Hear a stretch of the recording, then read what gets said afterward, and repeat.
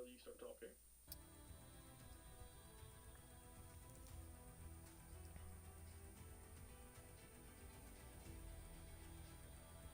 the red. I'm so excited. Oh god.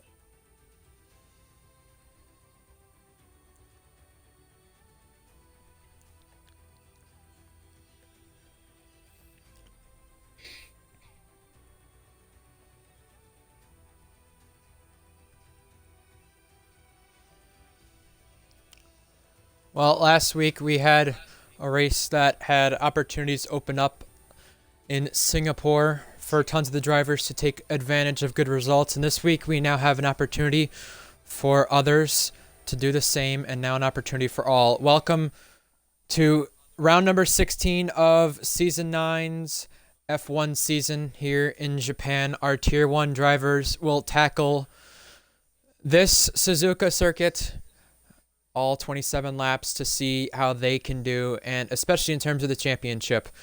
I'm your commentator, Ryan Ocon, and usually I'd have Titan with me, but today I have Owen with me. It's good to have you here, Owen. Hello, I am much excited to join you in the commentary box. It's my return after a little while, and I'm gonna have to try and get reacclimatized to doing this. So I'm very excited. It's good to have you. It's been since Miami of earlier this season since you've been up here. So it's very nice to have you back. Let's go over, before we get into the session and talk about the drivers in here and a lot of the headlines, let's talk about the championship, because, I mean, you've been in a couple of these races. I know you've been frustrated in a couple of these races, but now you can look at it from a different point of view and look a little bit happier from a admin point of view now with the way the championship stands. I'm going to turn down my volume first before we talk about that. The championship standings, the driver standings, Reese ahead of Scyther by 56 points. That gap not go was a good 75, 91 points, I think, something around that area. Quite large. And we're now looking at a point of the season where we could see, basically, it's funny enough, Ferrari Red Bull, we could see a Leclerc Verstappen type of thing happen from last season in 2022, where the gap gets overturned from 40, 50 points behind to, potentially Scyther, Skither, whatever you want to call him at this point, getting ahead of Reese. We could see a lot of things happen in terms of that. And then with the constructor standings, the gap has shrinked where Ferrari have caught up a little bit, but they're still almost 2 full races back on Red Bull. We spoke about opportunities last week. The door was wide open. Do you think the door is wide open for this week's race in Japan, considering what we've seen the last couple of weeks unfold? Well, this track is more predominantly in the first sector, of course, is much like cornering. So I feel like as a driver, as an overall package, Christopher will probably be better in the first sector. The Rebel, obviously, we know is an absolute rocket ship. So I'm thinking we're having a bit of a close fight for pole position here between the two title protagonists. So I think all Reese really has to do in these remaining 6, 7 races.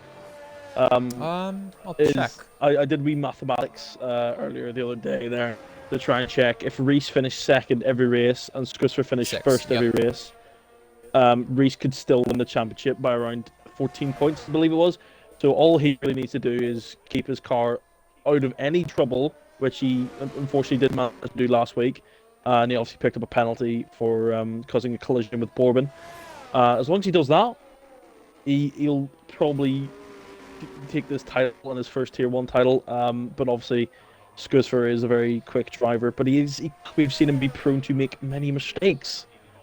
Reese not really makes that many mistakes. Last week was probably an outlier for him, but he just needs to keep his head composed and can probably pull a wee bit in some of the next few races.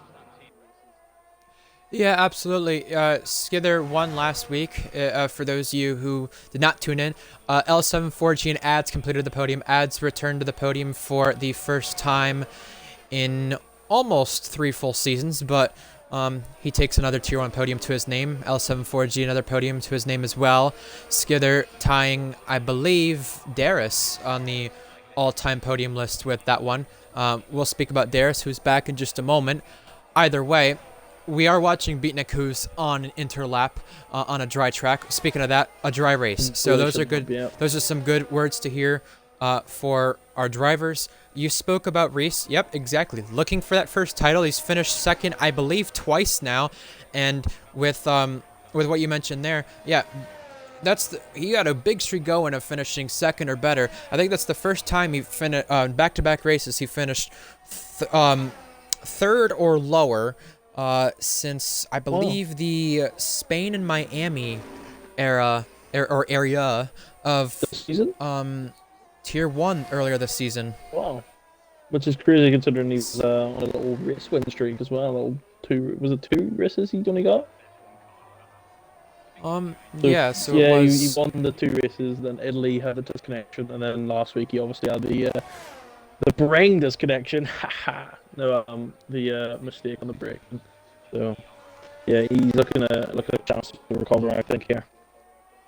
So it was Imola and Spain, the 2 races, just to clarify, round 5 and round 6. But that's still a long time ago. We're at round 16 of the season now, so it is really crazy to think of how long ago it really was for the driver there. Ooh, anyways, let's go there. over. Let me just check who that was. That was Groggers. He's on the grass. He's cutting some grass in. So he must have a bit of an issue out of the first corner. Yeah, that's true, and we'll watch if Groggers does get back on track in his next attempts at a lap, and the other has a little bit of a cleaner one. To cut in. Annex is, interestingly, he and Minions, as TB goes P1 with the 28-1, they started their laps directly behind each other, which is very interesting. I don't know what they're doing there. But yeah, Minions was held up massively in the first sector, so I don't know what he was.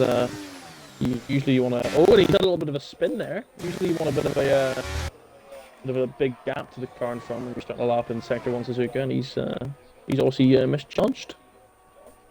All right then. So let's go over our lineup for this week's race with the drivers and recap some things as well as talking about the headlines, the penalties to be served, whatever we have. So I'm going to go actually opposite order this time. We're going to talk about Stenner first. Stenner, who has retired from the session, I believe is serving a qualifying ban.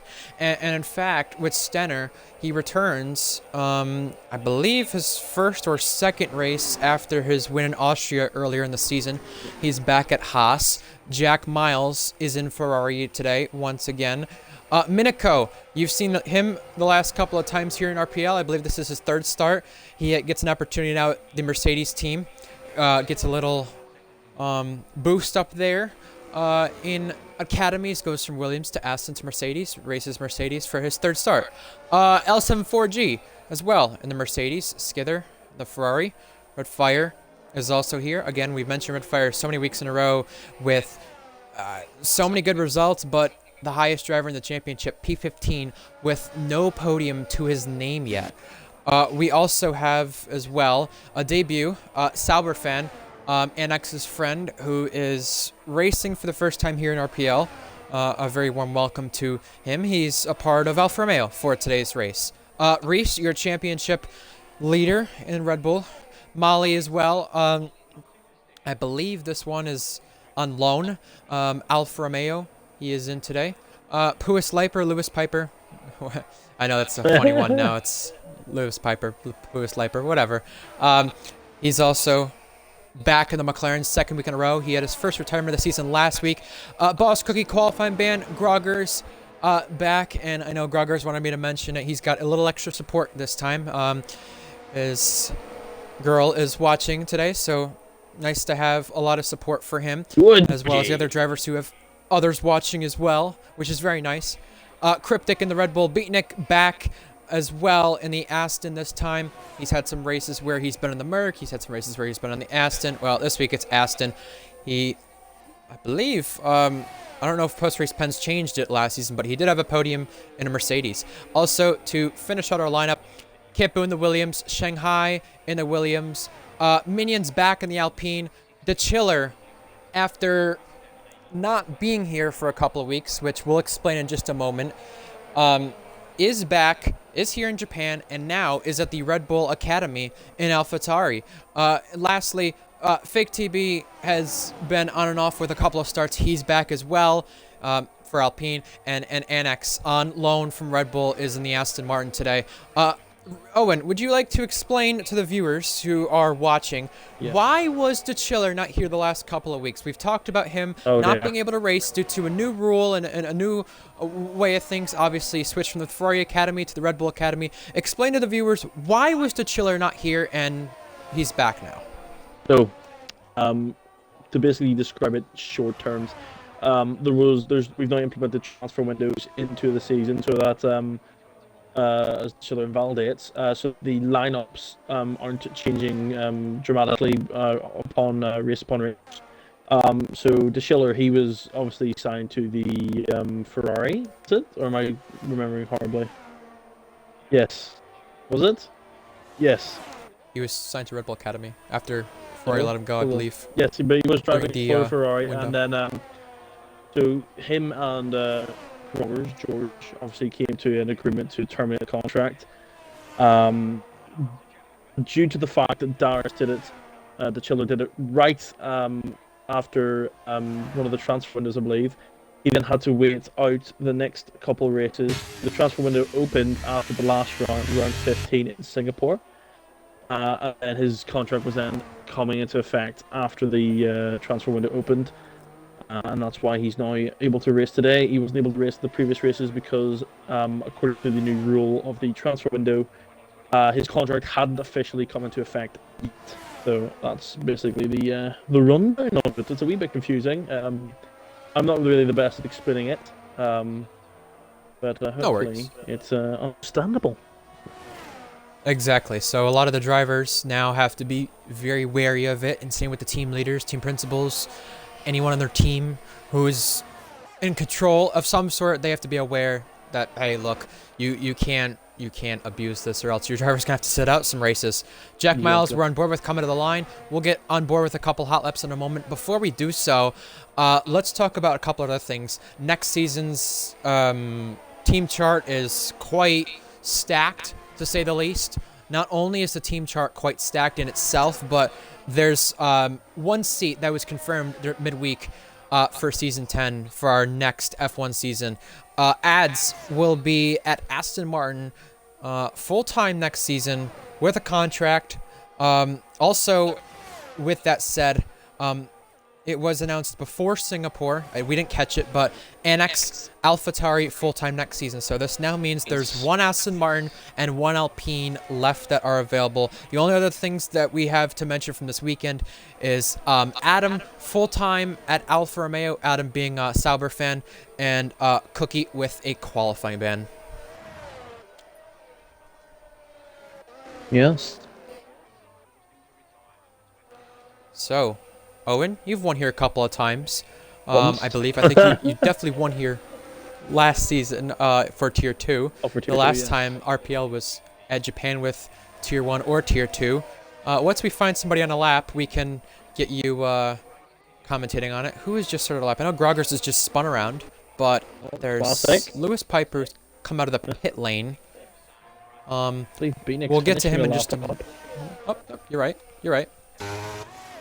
See what he does in his Aston Martin. You know, he did really well last season, and 10th fastest. Yeah, we'll have you go on board and talk about this track specifically with Lewis Piper. Before we have you describe what goes on at this track and what gears you want to use, where you want to be in terms of the line, what you think in terms of these turns when you're going through them.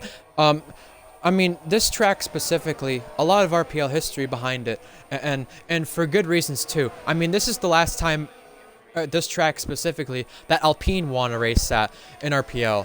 Yeah. Not only that, but, you know, last season there was the double podium with Skither and Beatnik. I don't remember if that stayed based on steward decisions, but, you know, this track does have a lot of good things that we can look forward to in terms of RPL racing each time. And, you know, you won here in Tier 2, as I just mentioned not too long ago. Yeah, I'm just usually just a big fan of Japan in general. I just love the swooping nature of the first sector, especially on the wheel. It's very enjoyable. Obviously, a few times they've messed with the control, like the characteristics of the cars in a few games where you touch curbs and your car spins. I think it was 2021. I felt the track was horrible. Now as Lewis Piper starts his lap.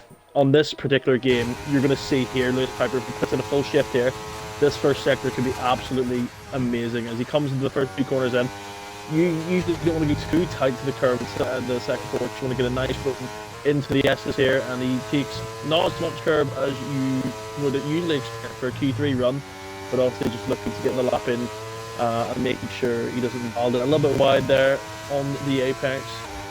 And now the two Degners, these are absolutely thrilling set of corners. In the race, they're absolutely terrified. They've got their second Degner there. Very easy to lose the rear end, especially on the exit curve, then coming into the hairpin. Braking, shooting up the car as soon as you can. You don't want to go too tight to the curb because you want to get that wider run out of the corner.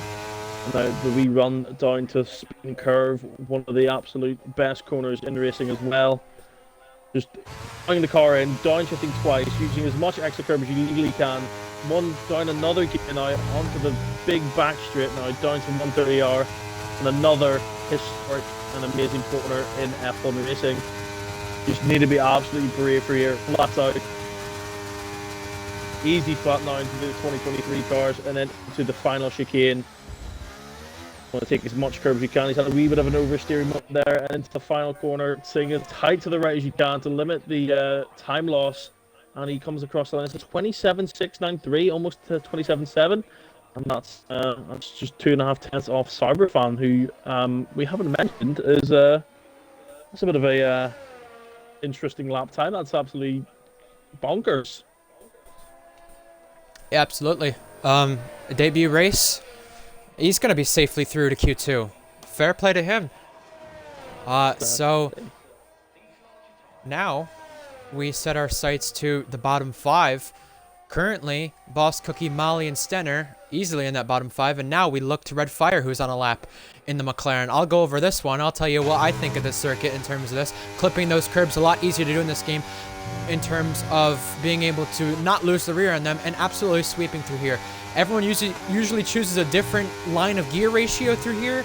5th, 4th. Sometimes you want to rev it out, but as you go to the Degna curves now, inside curb here, he'd want to take a little bit more of it, but he wanted to be very careful with that one. And again, lockups in that corner in the second Degna, very, very tricky. You saw a slide from Red Fire Tiger there, but able to still keep going. This hairpin, very, very easy to rear lock. You could see coming out of the exit of the corner, you got to be very careful on traction, and you will see a lot in these battles in this race. Some drivers will force each other and kick them to the curb. 2 minutes remain in the session. If you're not on a track now, you want to get out.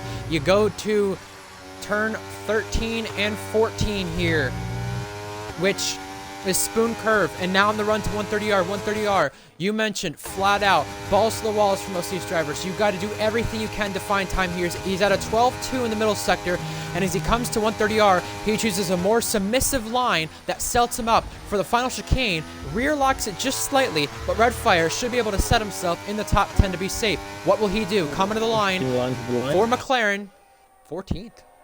That's a lot slower than I expected. That's 1.4 off his teammate. I don't think he'll be getting through with that time. I think the Hasek Roggers could put in a time better than that. I don't know if the Williams, Shanghai, and Kipu, maybe their laps were just, a little bit mistake prone there, and they can improve. But Red Fire should be absolutely disappointed, absolutely distraught with his lap there, because that should not be standing at all. If I was the team principal of the McLaren Academy, or Alpine Academy, I can't remember what it's called, I'd be absolutely furious with that result. Absolutely. Here's Grogger's final sector now. He was purpled there, so he surely is improving from what he tried to do the first time when he came through. He's not set a lap yet. Comes to the line with 48 seconds remaining. Can he set himself into Q2? You bet he can. He's in, but it's now up to the two Williams to do something about it. Shanghai and Kipu are the two drivers who want to do something about it. Shanghai going through the first sector is a 10th up, but again, we need to remind you that would not be enough. Red Fire, I don't know if he's enough fuel, but he's got 6% ERS, which I don't think would be enough to set a lap. He might have to do some conserving in the ERS here if he wants to go again. Otherwise, he's at risk. Well, let's see what Shanghai can do as he comes through the ending bits of Sector 2. Kipu's also on a lap. Kipu's just started one. Kipu got back to the flag just in time. However, these will be the final 2 drivers to set a lap and try to get themselves outside of the bottom 5, the relegation zone, 3/10 up. It looks like Red Fire might not be sweating too much from what things look like right now. Currently in the chat, we can see in the driver's chat, as you see Shanghai sliding, Skither suggesting that Adam Sauber fan's time is not legit. However, more questions to be coming with the Williams. Can they get through? Shanghai's not through currently. It's up to Kipu, who's a 10th down in the first sector. However, everyone else up in front of that looks to be safe. It's going to be a tough task for Kipu if he wants to get to the second phase of qualifying. Red seems to be, well, he tried to start going again, but he's 4 attempts in the first sector, so he can improve. Voice crack. And I don't think Kipu's got it in him, unless he did make a major mistake, which his lap kind of shows that maybe he did make a major mistake. He's 6 attempts up. It won't be enough. As it stands, he's going to need to improve by another gargantuan, almost a second. And he's not had the best of runs through the chicane there.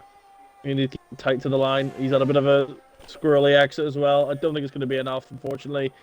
And no, it won't.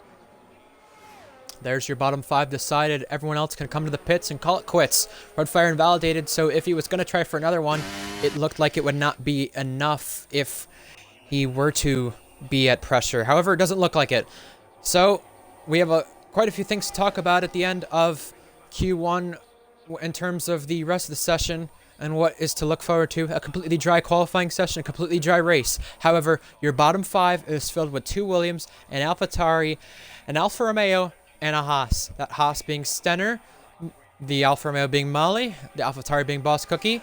It looks like it was qualifying bans from the 3 of them, who ended up either being on loan or in terms of previous races. And then the 2 Williams had followed suit with Kipu and Shanghai. You know, last week for Williams, it was a double DNF and a DNF with both cars within a span of 60 seconds. However, being at the back of the grid and out of Q1, they can set their sights now on the race. So I cannot tell you the last time I've seen an Alfa Romeo lead a session here in RPL in terms of full qualifying, but fair play. Sauber fan, his debut. It's a 27-4 at the very top of the session in Q1. He leads Cryptic, Reese, Lewis Piper, and Jack Miles, the top 5. I look at Annex, who's 6th, Minico, who's 8th, and the Chiller and AlphaTauri in 11th as to some of my surprises. Not necessarily to getting through, but some of the people who we should be looking forward to for Q2.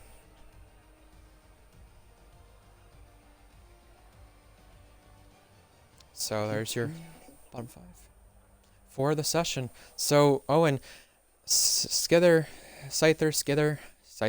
He's suggesting that Sauber fans' lap is not legit and that, you know, there could be some potential, you know, cheating maybe or whatever. Ooh, spiciness surrounding his lap. What do we think of that? Is it something that we think is similar to Cam's performances from previously, where Cam was able to outperform the car? Or is that something we need to look forward to a little more in this session? Or is the lap probably not legit? He is in WR Tier 4 PC, so I'm not very well versed in much in like that regard. But maybe I'm gonna have a little dander here at some of the WR. I'm in the WR server, so I'm just gonna have a little dander at some stuff. Maybe he is just that guy. But we'll just double check. Because I don't think we shouldn't be too hasty just to ban people, because they're putting in sensational lap times. Like, it's just obviously certain people obviously are going to be cheating, but I don't think someone who's in WR Tier 4 would risk cheating. I agree. Yep. I mean, it's something we have to watch out though for in the session, because he said it was a really perfect lap from him. So what can he put together here in Q2? And you know, we didn't really see Scyther have the best of his own laps. We didn't see L74G put together what we thought he could probably put together fully in Q1, and I'm sure Reese can attack some more in his Red Bull. I mean, there's a lot of things we need to look forward to in Q2 of, oh, that lap's not legit? Well, let's see on what the other drivers around him can do, and we see Minico in the Ferrari there of, I believe it's Scyther, it is, just, I guess, overtaking and re-overtaking one another here on the circuit. I don't know what for, but you know, it seems definitely a bit questionable between the two of them. Either way, I'm not gonna have us predict the top time, since, you know, we saw what we did, we saw what we saw in Q1. As for Q2 now, I mean, we have a bottom 5 to go out, Owen. Who are you thinking is gonna be in the bottom 5? Well, you know, if Fan wasn't absolutely heroically fast, you'd say Alfa Romeo have to not get through. But I'm going to have to say he's obviously going to get through. I reckon it'll be, unfortunately, Red Fire Tiger. Surely he's going to get knocked out in this stage. Groggers is probably done the dash, obviously he's not quick enough. And then the rest of them, see, this is where it gets all tricky, because you can see De Schiller getting knocked out due to the AlphaTauri. And Beatnik maybe, because just out of the drivers on the track and machinery combination, I just think Beatnik would be on the weaker side. TB also could get knocked out as well. So I reckon it'll be between Beatnik, Mittens, the Schiller, Medfar Tiger, Groggers, that sort of range there.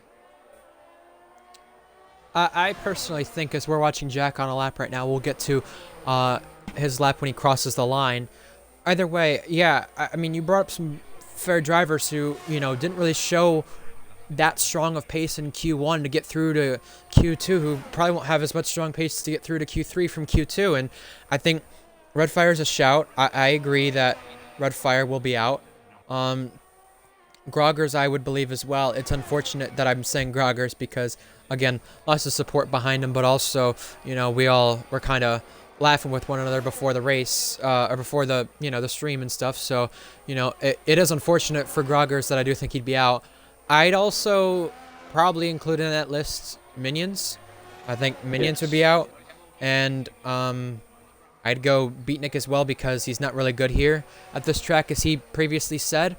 And then I'm thinking TB will get through, but I think it's De Chiller who'll be out. It'll probably be between De Chiller and TB for that bubble spot in terms of who gets through and who gets out. That's what I think it will be between. That will be interesting names to look forward to. A Mercedes comes to the line. It was Minicote second fastest, and now Red Fire, one of the drivers we predicted to be out, starts a lap. You know, we spoke of the first McLaren, Lewis Piper. Now we speak of the second McLaren of Red Fire. I'll go on board with this lap and, you know, talk about this circuit one more time.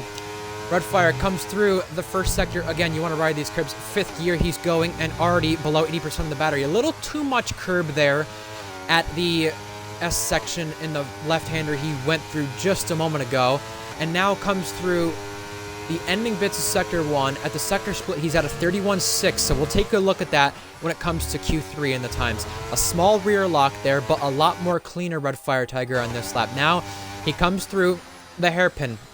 Again, we mentioned Red Fire and the podiums in RPL. A total of, I believe, 4 podiums in RPL all time.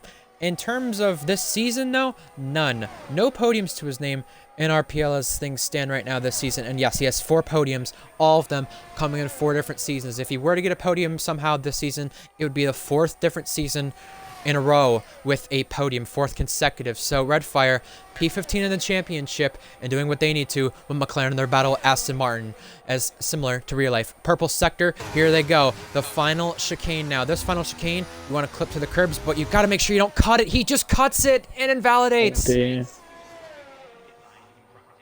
That's getting from bad to worse here for Mr. Red Fire. He did a banker lap in, and he's validated it. Oh, Probably should have tried the pit really quickly there, but that's heartbreaking. TV's crashing. Oh, we've just missed that. Oh no. Well, you can see it. Oh, his car is gone now. Yeah. Seems to be on the exit That's- of Spoon. So interesting. Exactly. And I really wonder, did he go in and overcorrect it? What happened there? We spoke of Sauber not too long ago. Owen, how about you give us a little hot lap on this? And TB said his wheel stopped working. That's what caused it. Yes. So this is absolutely barbaric speed right now. This is crazy stuff from him. I'm speechless because the amount of speed he can carry through these corners. Is it dodgy? I don't know. We'll find out. Through the digger. Holy goodness gracious me. He's actually sent into that corner. His car almost doing a pirouette that couldn't control him. He's on a got that this is what it is. This guy is clearly well versed in the wee tricks to improve lap time. You saw that wee little spin. People would think, oh, he's made a mistake. No, he locks up the rears on purpose to get the car rotated, and he's just absolutely flying it into the Spoon.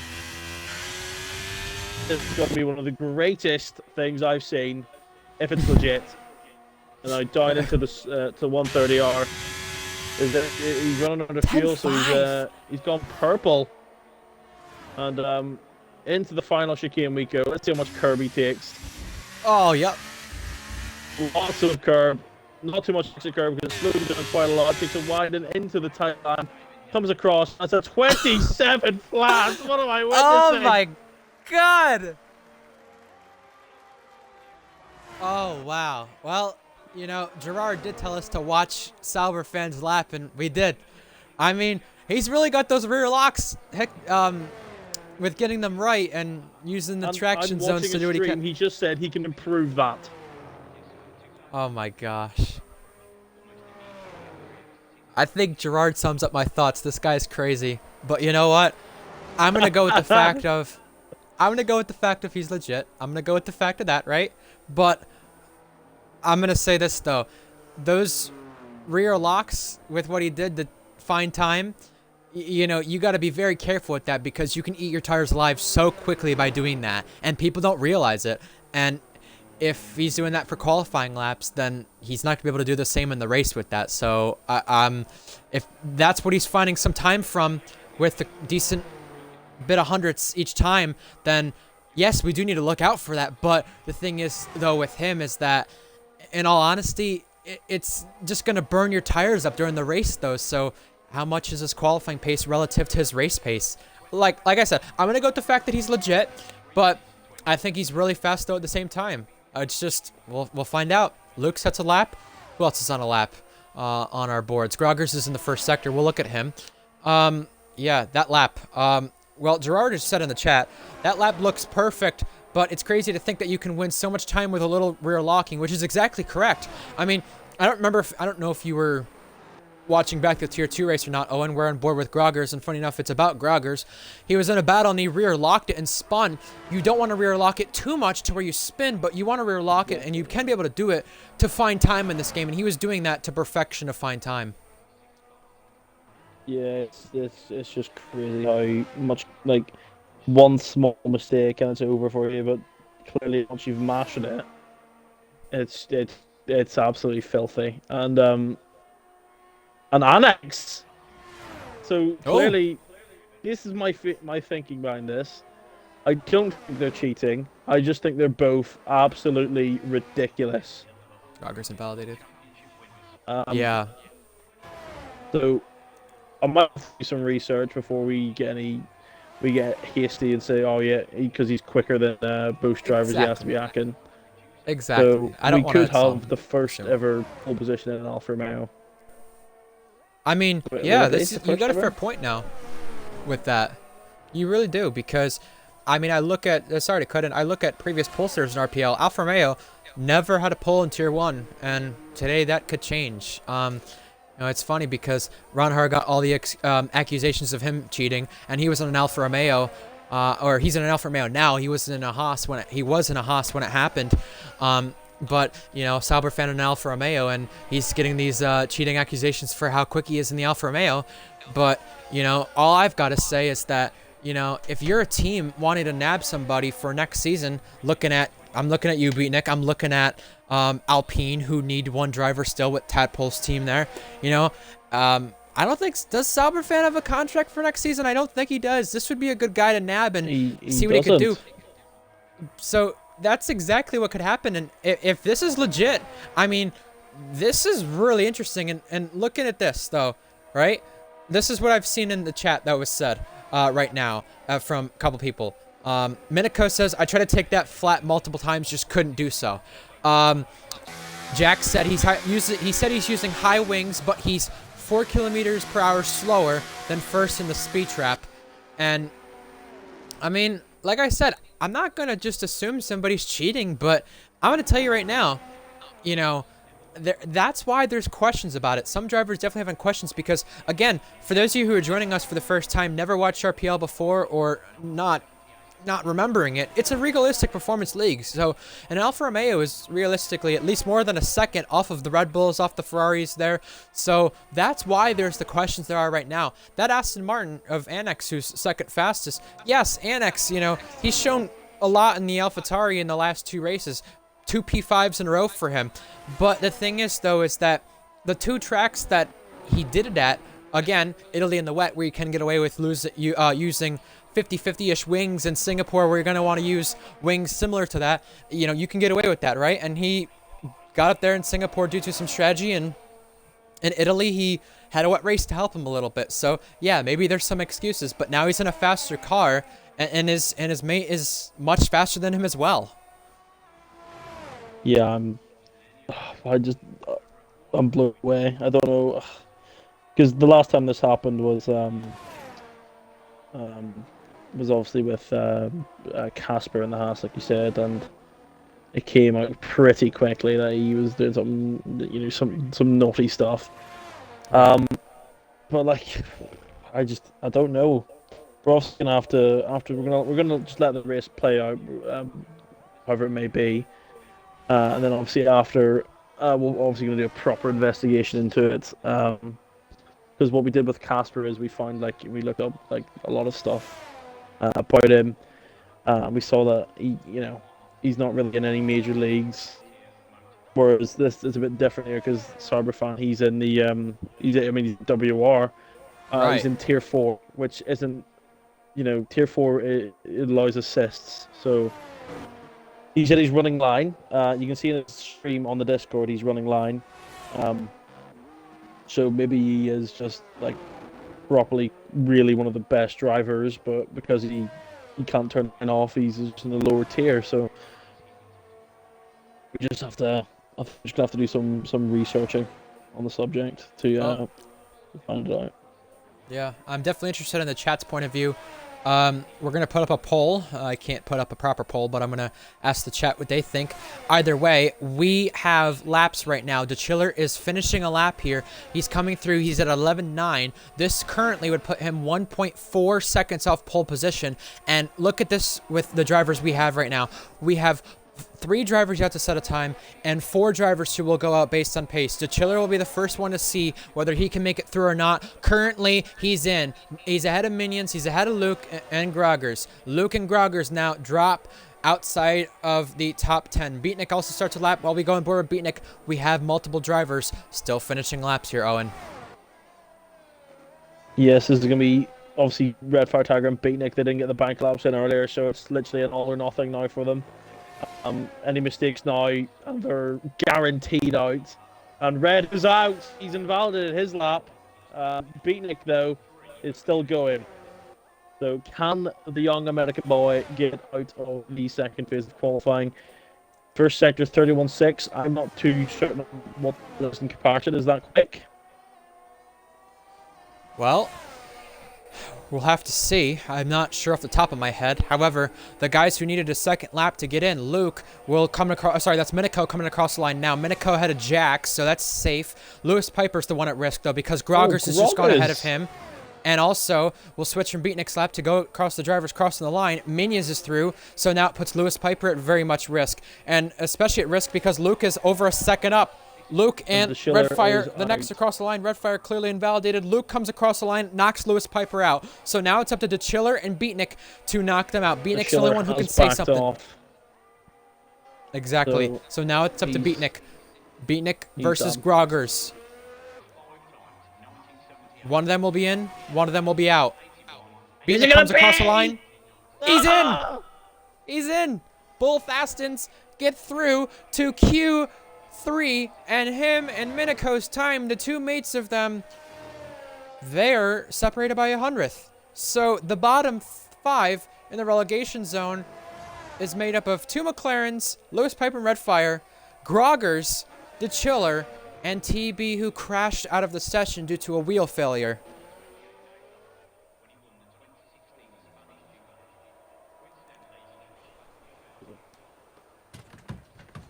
We see the Chiller's crew right there, helping push the car back into the garage. You know he's not going to have another chance, but the AlphaTauri driver for next season, Annex, will have a chance at pole. He's second right now, and we have the top 3 made of 3 different teams. One team up there who you usually expect, one team up there who their last pole position in all of RPL with Aston Martin is back at round number 4 in the Tier 2 season last season, Season 9, at the very start of the game cycle, with Depth Knights, who is no longer in RPL, and Sauberfan at the top for Alfa Romeo with a 27-0. Once again, your bottom 5 is Groggers, Lewis Piper, the Chiller, Redfire Tiger, TB.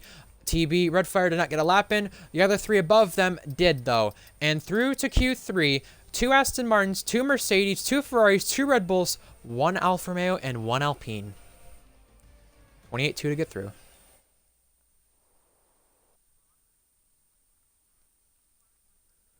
Oh boy.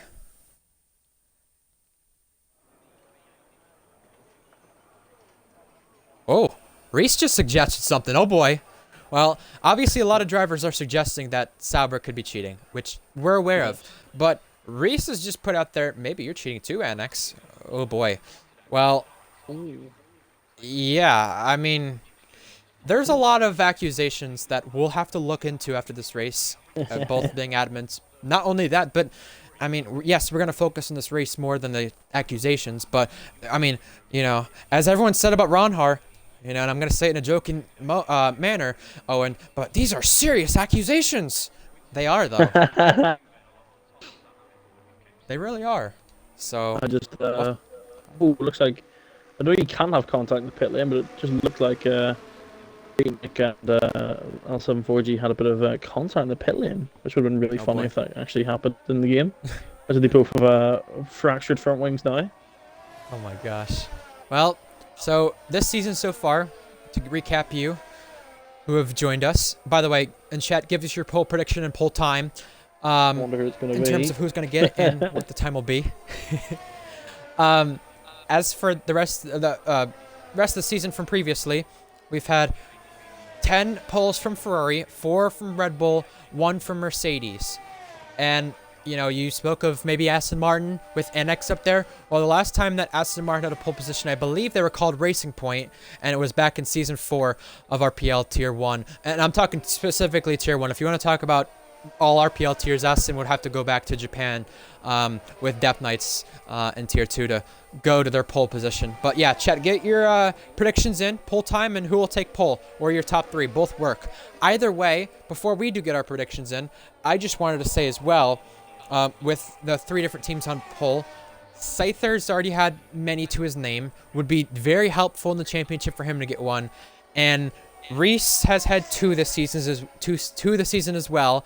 And L74G was able to take pole position for Mercedes last week, making it a 5th different pole, 5th different season with a pole, and a 25th different pole in RPL. So some interesting stats to go through with L74G, Mercedes, and a lot of our teams. We're going to go on board with Beatnik, who's about to start a lap, but let's talk about a top 3 prediction. Oh, and I'm going to go with a top 3 that has Reese, Scyther, and Sauberfan. And by the way, that's in no particular order.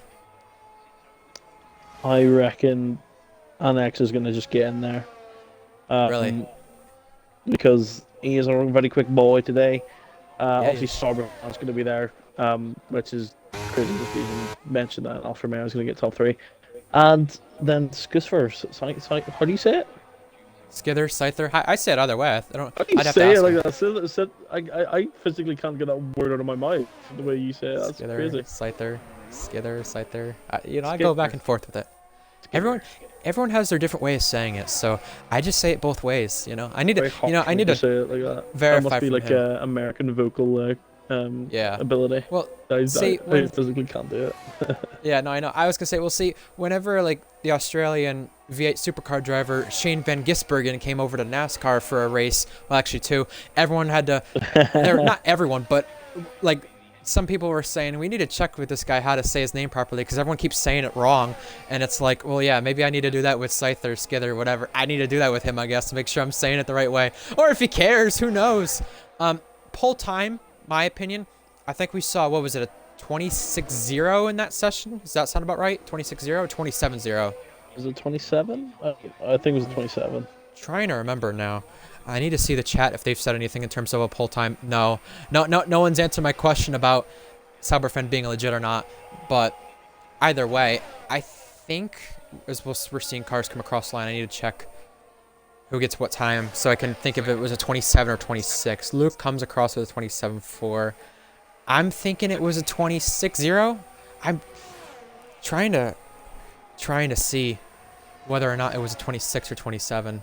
Either way, we have drivers on lap, so we're going to focus on that. Sauberfan, we'll go on board with his lap because this could be interesting. NX goes to provisional pole, 27-0, so it was either 27-0 or 26-0. We know that. Stating it could be the Sauber that is glitched. So the Alfa Romeo might be glitched. Huh. Then why is the other Alfa Romeo not up there then? Because he got a quality ban. Oh, that's true. That's true. That's true. Yeah. Fair point. Kind of forgot about that. The weeks before the Alfa Romeo. I was in the Alfa Romeo last race. It didn't feel very quick. Maybe I'm just awful with him, but had Sauberfan, I guess, maybe blocking Jack Miles right there, by the way. But Sauberfan's on our lap. How about you go through one last time and talk us through this track with him? I need to turn on the telemetry because this is going to be interesting. So yes, it will. Again, touching the apex at turn 2. Just got much more curve. He's a lot more confident with these curves there. Very quick through there. I mean, the lines are just perfect through the S there. The car sticks to the road. The driver just has full commitment to the car. And Scus was a 27 flat, which is what this young boy in the Alfa Romeo was able to do in Q2, using all the extra curb he can without taking too much speed loss at the end of the diggers. Into the hairpin now. There it is, the wee trick. Tucking the car into the inside as tight as possible, which is not the preferable line when you don't do the locking method. Into spoon again. Just absolutely phenomenal, really. I mean, I should probably be checking the throttle application to know if there's anything shady going on. Usually that's what it is. The grip allows you to put the throttle down a lot quicker. Flat through 130R, obviously taking the tight line. It usually gives you a few tenths into the braking zone for the chicane. And I mean, the throttle application wasn't too shady out of that final corner. Into the across the line now. 27.041. He's second place. The top 3 is separated by just under 500ths between 3 different teams. And with 5 minutes remaining, we have a quest for pole. Skither trying to go for his 7th of the season, 22nd all time. And this would definitely help his championship hopes to have that many cars in front of Reese. Yeah, Reese, obviously, he's not known for his qualifying prowess, I would say. He's not really known for being fast. He's just a dependable set of shoulders, really. I mean, he's going to have to put a shift in the race. Jack's done pretty well for himself, considering his teammate Scusford would be only 3 tenths off. You also got dirty air from Sauberfan as well, which Jack was not too happy about either. That could be a qualifying penalty for next week too. We'll see what happens there. Speaking of Sauberfan, Gerard said this in the chat, and I want you to take this with what you can as we're going to watch Cryptic's lap. Gerard says he's not legit, and then he says he's 1 second off Otmir's time in an Alpha while Jarno does it in equal. What are your thoughts? Well, Boss Cookie's told me here that, according to his analysis, that that's what he said. TB said that Cookie, you're usually the Usually Car the performance. master of Yeah. car performance. Yeah. So he said, how far would the Alpha be off equal performance? Cryptic absolutely sends it to the Degners. Oh my goodness. Oof. He said around 70 attempts. So it could be possible that there's lap Very times well. on legit, and he is generally just one of the greatest we've ever seen. Yeah, absolutely. You know, and I'll tell you right now, you know, we looked at a record from before during this week with L74G's previous record of 15 wins in a row and the amount of podiums he had in a row and all this kind of stuff. If for some reason Cyberfan or Annex gets put in a top 4 car, let alone, you know, as teammates, RPL is in a serious, scary situation right there in terms of records and a lot of races with the way they go. You thought Scyther was really good? Oh, Well, speaking he of him, extends that gap. Time. 26.9 provisional pole. Can Cryptic do better? Cryptic, we've watched his lap. It's been very good, but is it good enough for pole position? Oh, Yes, it is. wow. 26.8. Cryptic does it, and that's going to be his only lap, it looks like, unless he's refueled for more. It's absolutely sensational from Cryptic. He's put his critics to bed after the last few races. You know, people have been saying, oh, this guy's only in the Red Bull because he's the TP. This guy's this guy's that. He's not good enough for that car. He's just holding up his teammate. He's a horrible racer. But here he is on provisional pole as Minions comes by, and Annex is retired in the pit lane. He's done. He don't think he can go any quicker. Scusser's obviously finished. Did he 2 laps in a row, Scusser? Or did he come in and out? No, yeah, he should be coming in now. Yeah, he's out of fuel, Skither is. Cryptic. Yeah, I don't know. Did he pit? Oh, did he pit? Oh, yeah, he must have. But he went for that last run very early. That's for sure. I mean, he's out of fuel. He's not gonna be able to go for another one. So that's it from Skither. No, I don't think he did. I think he did a cooldown lap and he went again. Maybe he did. I thought he pitted, but because I didn't see him pit. Yeah, He came out much too quick to do another lap. fair point.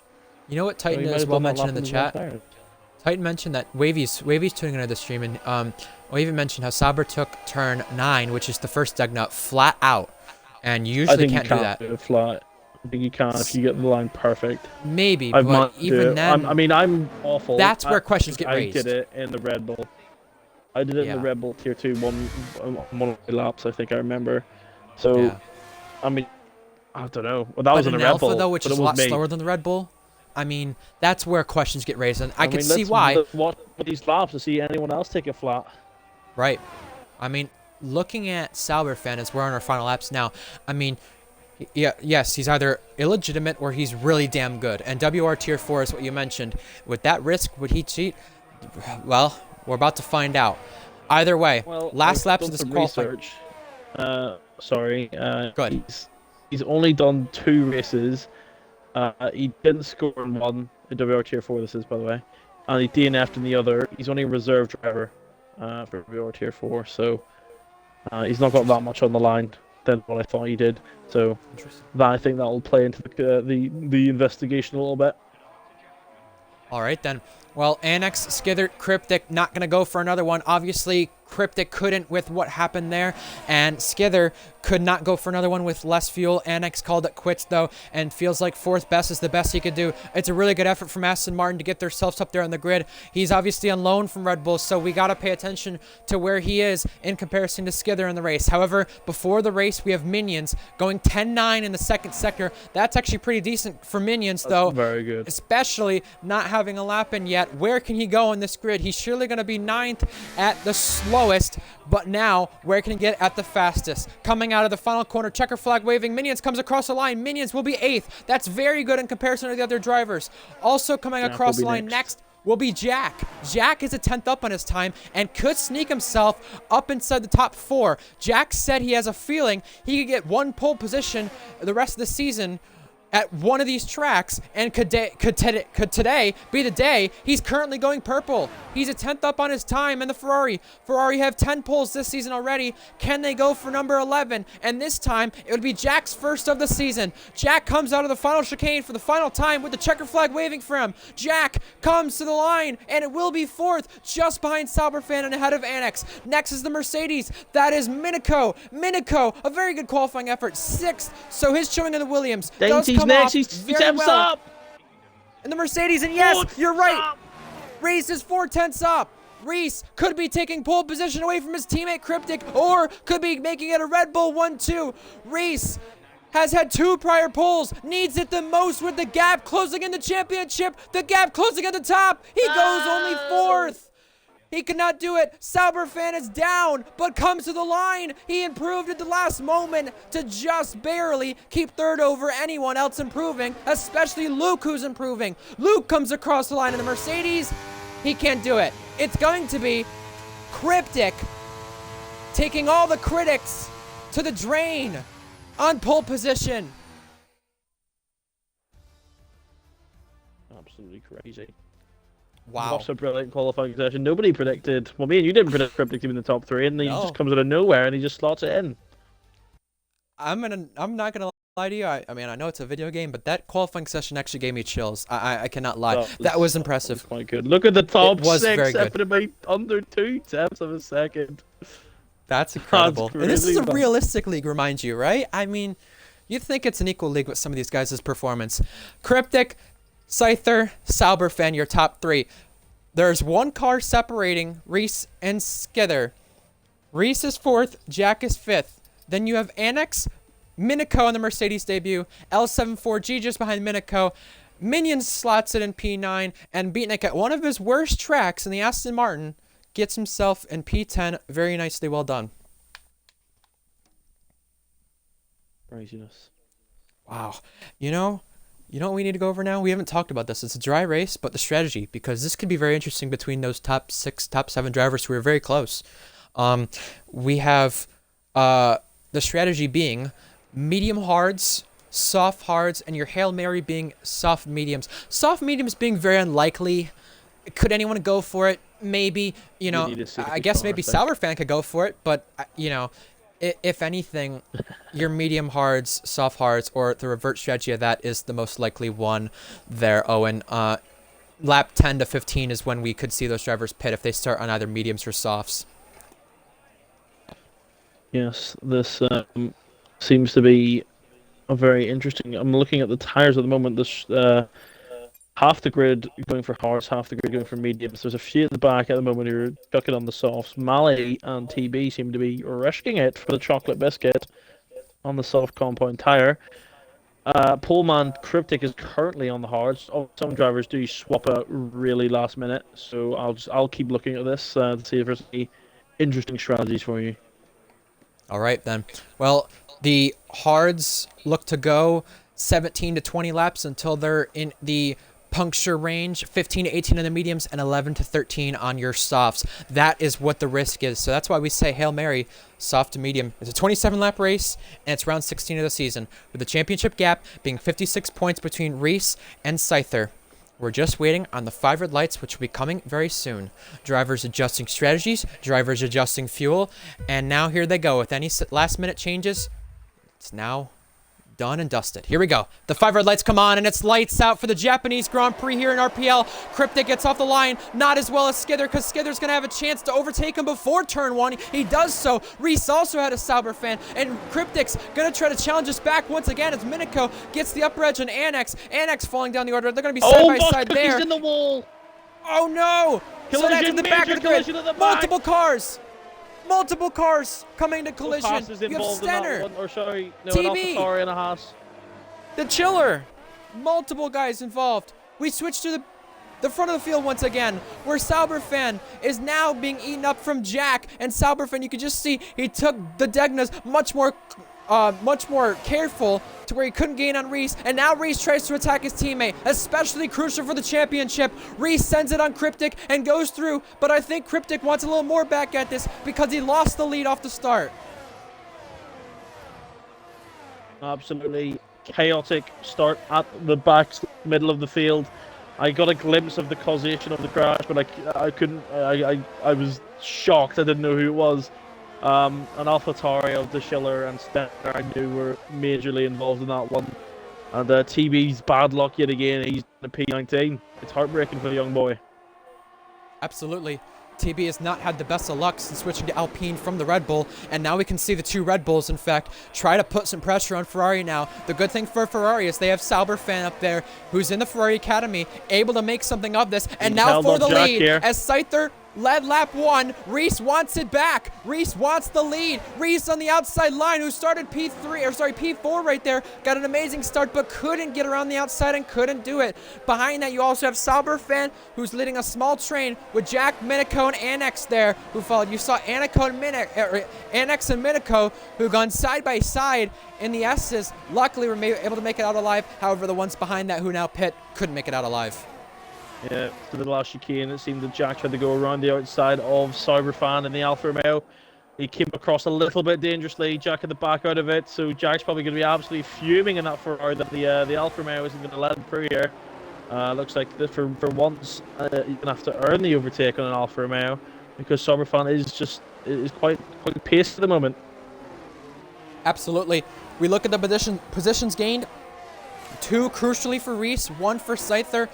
Minico 1, Redfire 5, Lewis Piper 2.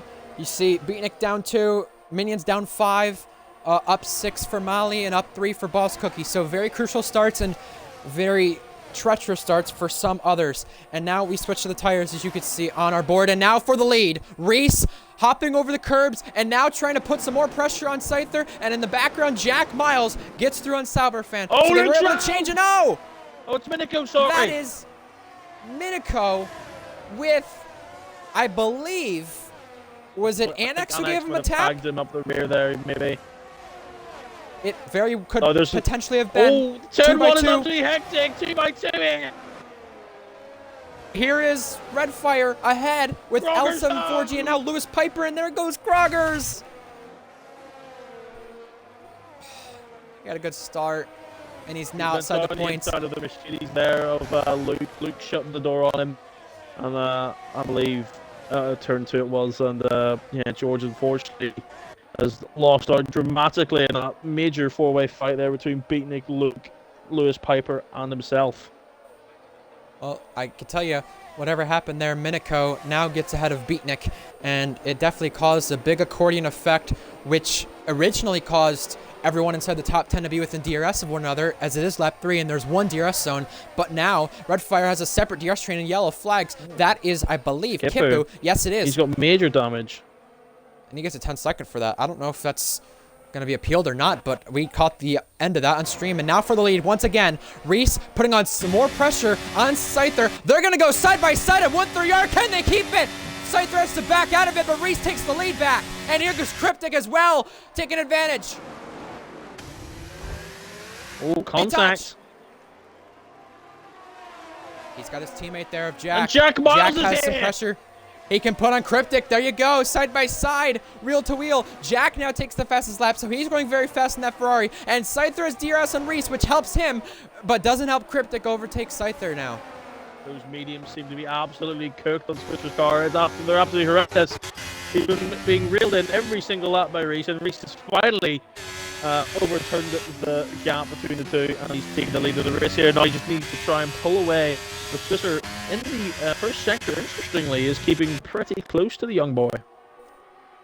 Sauberfan, Annex, they've caught up to this train, and they want to make some noise with it as well. You can see a little bit of, I guess, drivers trying to pull out and make sure they don't hit the car in front. You know, you got to be careful in that, because that's what got Reese a penalty last week with the contact with Bourbon. Reese braked his normal braking zone. You're in a train of cars, you can't do that. And now Reese looking to redeem himself this week. He said before last week's race in Singapore, I want to beat Scyther. I want to beat Scyther badly, and I want to do it just so I can score the maximum points. It didn't work out in Singapore, but so far, I guess the second half of that statement of his, in terms of wanting to beat Scyther and wanting to get the maximum points possible, I guess it starts now as L74G goes through on red fire.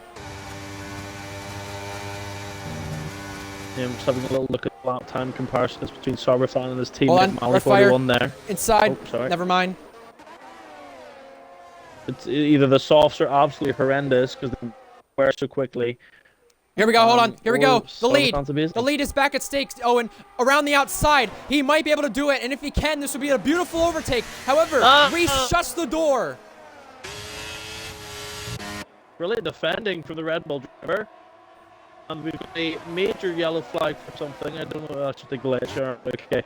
And we've got an. This is what calling me back to Formula One real life in 2007. Here we've got Red Bull Ferrari, Red Bull Ferrari reminds me of the McLaren and Ferrari battle in 2007. This is absolutely scintillating, and then you've got the two Annex and Sauber fans, sort of like the BMWs maybe, who are capitalising on the major battling. And this is a 6-way train now for the lead, and Lewis Piper could even get involved. Seven cars here for the lead. Look at where Lewis Piper started, Owen. He was 12th, and he's up there now. And Alpine around, that is Minions. It is Minions. Clearly who's in a around. shift there. Well, yeah, Minions is around. I don't know what happened there. He doesn't have any visible damage, so maybe just a driver error. Well, racing resumes back at the front. Boss Cookie, second driver to pick up a penalty. First for multiple warnings. And now Skither, who's on those medium tires, is going to still continue to put pressure on your race leader Reese. And he's got Cryptic as well behind, who's going to put pressure on him. And now here goes Scyther looking to the outside line. Can he do it, though? For the second time around the outside, he's got Reese there to shut the door. However, Reese can't shut the door as well this time. They do make contact, and now they're going to be side by side under the S's. It is Scyther who backs out. So, luckily, they don't come to collision, but at the same time, they kept it very clean, the two who run 1-2 in the championship. Absolutely phenomenal racecraft from both drivers there. Reese squeezing him just enough to make Scuster realize, okay, I'm going to... Oh my god! Yeah, squeezing him just enough to show him that here. I'm not letting you get through here. You are going to back out, or we're going to cause a collision here. That was brilliant from Reese. Pinpoint accuracy on the gaps between the two cars. As Annex is overtook Sauber, it seems. Yeah. That got close. Minions, obviously, our first retirement. That comes in the pit lane, so that's out of harm's way. And with that said, it's a 7-car train now. You mentioned Lewis Piper getting close. Well, he's there now. Sauber fun seems to be dropping a little. Speaking of dropping, Skusser's almost led the DRS race. He's using everything he has in his DRS tank. Reese has only got the 14% on him.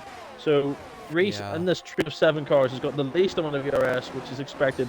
He's defending really, really hard, and he was attacking earlier as well. And Skusser has just got the DRS, so he's going to, hopefully for his sake, be able to reel him back into this first sector to not lose that critical gap. But here comes Lewis Piper on the Sauber fan.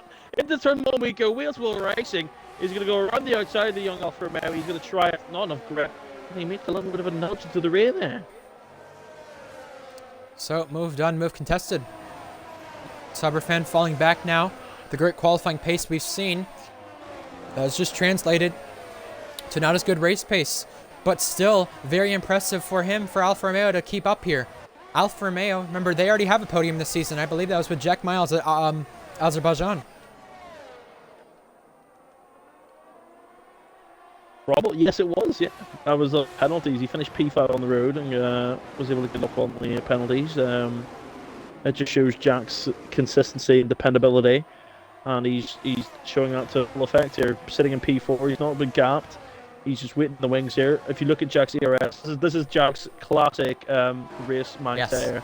He sits behind, waits, holds off all his ERS usage until an absolutely a clinical overtake attempt shows, and then he absolutely uses it all and he gets the move done.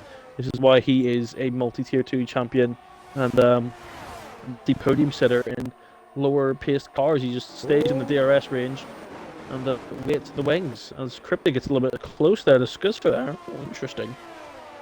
Yeah, that is very smart to do. You could see the front two having to use all their battery, and Scyther having to do that now to hang on from Cryptic. And you could see the powerfulness the DRS does, because look at how much Scyther was back there. He now closes in on Reese and is down to 2/10 right there.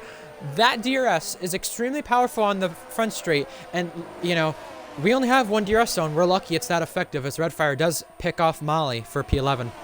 Yeah, those softs are obviously gone now for the number 41 Alfa Romeo car. He's going to have to pit sometime soon, which won't be our first pit stopper of the race. That would have been obviously the bottom 5 cars there. Obviously pitting for repairs. The Schiller has pitted twice, so he must have been involved in another incident where he pitted. Did he start on the hard tires, the Schiller? Let me just do some research. He did. So he pitted for Yeah. mediums and then pitted for hards again. So Schiller, I suspect, is going to the end of the race. So interesting strategy. He's probably going to be hoping for a safety car. Otherwise, his return to racing full time is been a bit of a disaster. Oh, and here's an interesting stat for you. So Cryptic started on pole. The pole winner has not won the last 9 Tier 1 races.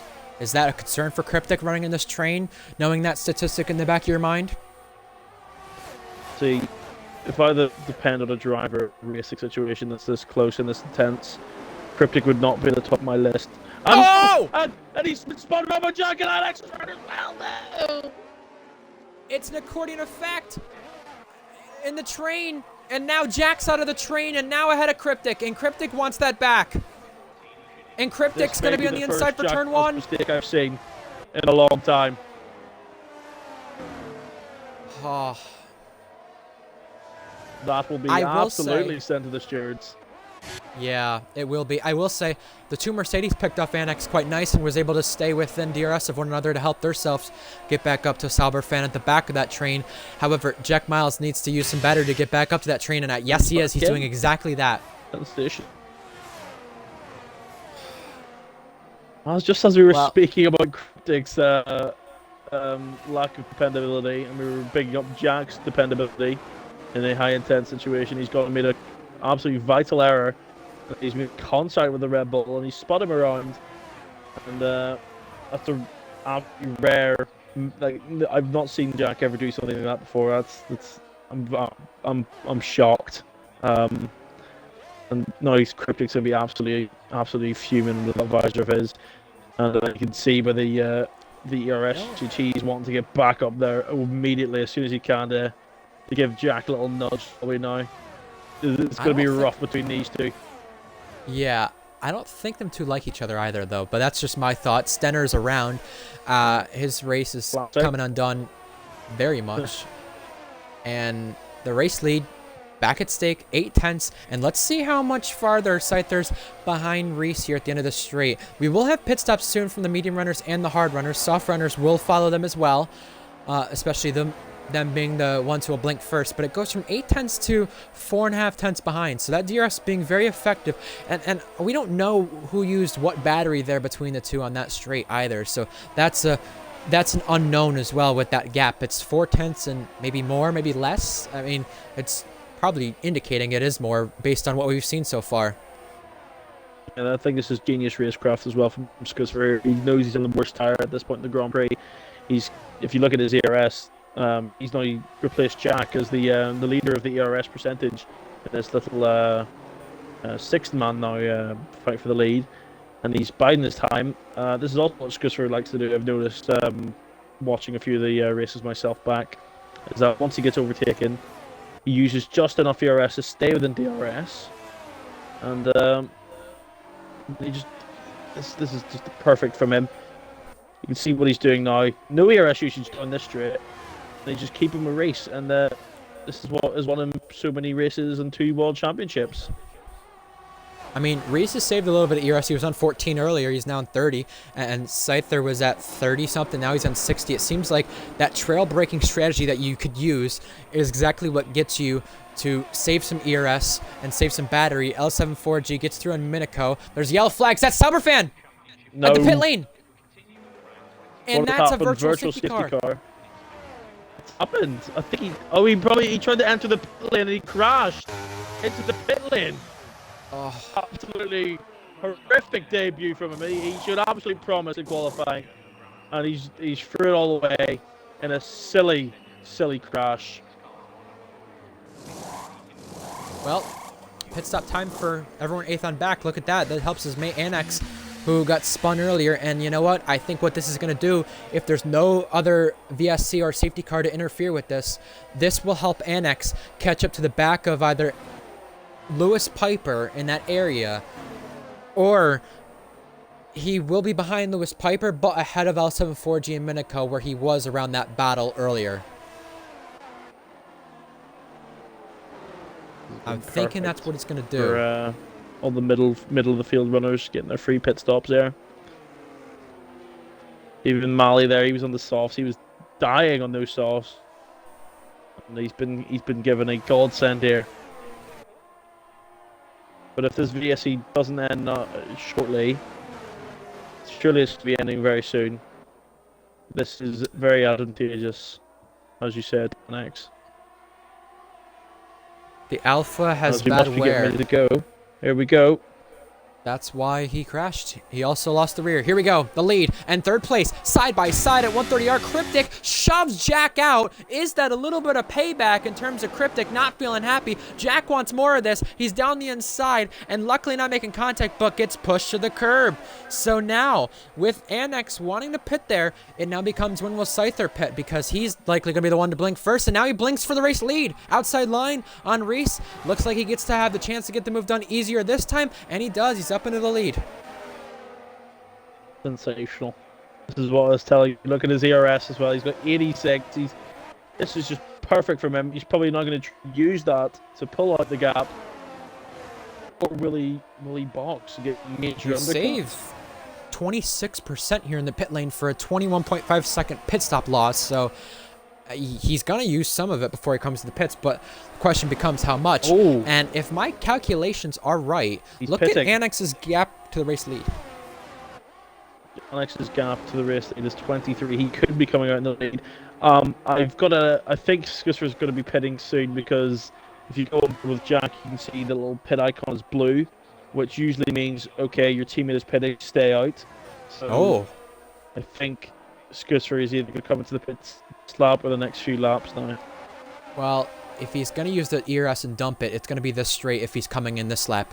And if he is coming in this lap, he needs to use it to get as much as he wants back, and he's not using it this time, so it could be pitting next time. And Reese is closing that gap. Reese wants to have a chance in the final chicane. Here's Reese ducking out. Reese getting ahead. What happened to Skither there? Because he's now lost 2 places. Oh dear, he's been absolutely mauled there. Oh, he's boxed in. And now Cryptic has him to his outside, and they're about to go 2 by 2 down the straight. Here's Skither looking to the far outside, 3 wide for the lead. Cryptic on the both of them getting through and ahead of his teammate and Scyther right there. So now, what does Scyther do about the battery as he's boxed in? He's been absolutely mauled with the 2 rebels there. They took complete advantage of him there. Annex has fast lap, absolutely steaming it in that Aston Martin there. But yeah, goes for absolutely destroyed on the straight line pace there through 130R with the 2 rebels. He possibly caught completely off guard. Look at his ERS. He's used absolutely none of it. He just got absolutely jumped by the 2 of them.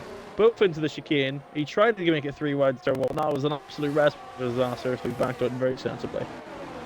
Annex is under 20 seconds, Owen. The pit stop loss is 21.5 seconds. Yes, the VSC helped. I thought, oh, surely he's going to be on the back of Lewis Piper. Giving it into his hands. But he might be in the lead, though. That's the interesting thing. And Aston Martin have not won a race in RPL since they were named Racing Point. All the way back in Season 3, their last win. Really? What a time that was. I missed the pink cars. Battling for the lead is perfect for Annex. He's rubbing his hands. He's on the straight line, hopefully, not on the corners. Otherwise, he will be crashing. The 2 Red Bulls seem to be almost going for the move there as Reese. Could we have Senna Prost movement there with the 2 teammates, possibly? As Cryptic hits first with the lead. Well, I guess being ahead, you kind of have a little bit of undercut. But luckily, with Reese being behind Cryptic, he gets the DRS right there, can hang on from Scyther, and now we do want to focus on Scyther's battery in a moment. However, Annex gets through on Cryptic easily. The net lead right there with ease. And now big gap as well. 3 seconds. It's about the in-laps and also how much those tires wear, because we mentioned the ideal lap time. Well, we didn't mention the ideal lap time, but we mentioned the cliff/puncture time. The ideal laps for those mediums, 12 to 17 laps. 15 to 18 is where you could be toward a puncture. And by the end of this race, he'll probably be anywhere from 15 to 17 laps done on those mediums. So he is at puncture risk, but he's got a big enough gap, though, to where they'll probably catch him by the end of the Grand Prix. But catching's one thing, overtaking is another. He's going to have to defend for his life when they catch up to him. That's all he's got to do. Well, for the lead. Scyther's using that battery, indicating he's going to come in this time. 26% you gain in the pit lane. He wanted to have a look on Reese there at 130R, but he's not going to do it. He's going to pull to the left side this time. Reese gives him the squeeze. Reese still on the inside line. The two championship contenders touch, but it's Scyther ahead before they come to the pits. And they both come in. They both come in, and they need to get it under the speed limit. And they do. They both do, luckily. Somehow battling. And now it's a race to get out of the pit lane between the two championship contenders. It will be Scyther ahead of Reese. But where do they come out in comparison to Cryptic? We're not even going to focus on Annex because he's going to be clear. But it's a matter of Cryptic. How was that outlap from Cryptic? Ahead. Ahead. The undercut has paid absolute dividends. It's 2 seconds. The undercut is absolutely crazy. Now this is a big question for Jack and Lewis Piper, who are on the hards. Yes, they have to make the most of their hards now, obviously. But Scyther, a very crucial overtake in terms of the championship right there, got ahead of Reese just in time before the pit stops and timed it perfect. Reese wanted to give him the squeeze. Looked like they were both going to follow each other into the corner and collide. Luckily, they didn't. And now we've got yellow flags. That's why it's a concern, because Shanghai's off. Last corner, his wing's gone. He's done a bit of a Logan Sargent, it seems, yeah. Yes. Does he try to go in the pit lane, or does he stay out? Go into the pit lane, but don't block the pit lane because you'll get disqualified. Don't block it. Oh, the car's just driven straight for him. It's the Schiller. It's the Schiller. Over the race. Yeah, don't block the pit lane. Jack Miles, Lewis Piper, the 1-2 runners right now. Do they come in? Yep. Yes. So, you know, it was interesting because they probably could have stayed out there and waited on a safety car if possible. Miniko pits and luckily does not speed, but that was very tight. Into the pit lane. The big orange tire wall of the pit lane. I think he was going to go into the pit lane and then backed out of it the last second. He's gone very wide at turn 1, Luke, and he's picked up some grass. And Luke is having a very sloppy run, it seems. Scyther, comes Jack and Reese. Piper. Very close. Wow. They've not lost too much for the undercut. So now, what they need to do, because Cryptic is catching Annex with fresher tires, but not by a lot, they need to work together in this train to get to Cryptic, let alone Annex, because that's going to be the battle for the race lead. Right now, if they don't work together, this is going to be the last spot on the podium, realistically. The podium fight at the moment, yeah. The 4 cars now fighting for a net P3. Elton, which he still has yet to pit. If a safety car comes out at this very moment in time, Aston Martin will benefit absolutely atrociously. Yes. And, yes. He could very well win this Grand Prix. But that made F. Unfortunately, Wavy and I still longer on the grid, so there's no safety car button anymore. But yeah, this is going to be a very tight battle between these 4 absolute behemoths of Tier 1 for the last podium spot. Cryptic's closing. He's 1.1 back on Annex now. You think Annex would be able to hold on a lot more easier? Well, that's not the case. And now Reese is looking on Scyther at 130R. He goes through. Absolutely that's a ridiculous. lot of balls to be able to send a move right there with battery wide open and make it stick, and he did just that. Talk about the 2 championship leaders trying to make crucial overtakes. Well, that's a crucial one right there. And that was crazy. The crucial part is that Scyther has the DRS right there, and now Cryptic DRS on Annex too as well. Red Bull not on podium in the last 2 races. They need this badly. This could be the comeback they needed there. A very enjoyable track. Reese likes Japan, or so I'm told, I think. To get in, realize obviously he's the pole man from Poland. He's clearly got absolutely disgusting pace as he's reeling in Annex. He could probably do it with his eyes closed. Yeah, it's impressive. And Lewis Piper also on the back of Jack. This is a very close fight at the very back of this train. They got to make sure they cannot fight here. Lewis Piper very close to the gearbox. You see nothing very big from that. The net lead, very big, as you said as well. Cryptic and Annex. Annex, this is only his 3rd Tier 1 start, let alone leading this race right now on the net lead. If he can finish this race, let's say, above P5, I think that's a win for him, honestly, because he's been P5 the last 2 weeks, and now in a better car, he should be finishing better. Kipu, penalty, and now Cryptic wants to look on Annex to have a chance to get by, but he cannot do so just yet. He's got to wait for the DRS, and now he's got the battery. Remember, this is crucial for Cryptic to get by now, because sitting on pole in this race will be the first pole sitter to win in 10 races, in fact. But also, it's crucial as you see Lewis Piper get by Jack, because the gap is 3 seconds to this train back here, which they just are fighting in the back of the train, and Shanghai is out of this race. That is in the pit lane. Yeah, Jack's are absolutely held up here by Scooter. The hard tires are a lot slower at this point in all of their stints. If Scooter was a team player at this point, I think he would have let Jack through, but obviously he's got a championship to fight for, so he's not going to be letting his teammate through any time. And Lewis Piper is able to capitalize on Jack there, getting a poor exit because how close it was to Black Scooter's car. Probably got a little bit squirrely due to major dirty air. And the McLaren is through with the P6 here. Fair play. Some other names as well we've not mentioned a whole lot. De Chiller at the back of the grid. He is not retired from a race in Hungary last season. That was round number 12. Also at the back of this grid, Stenner, who won in Austria. Now Lewis Piper, P6, has a penalty though, so this is very crucial. That's going to cost him majorly here. He's not going to get this... What was the net for the podium? He's probably not going to finish the podium now. He will be finishing that P6 if this little train continues to pursue for the rest of the race.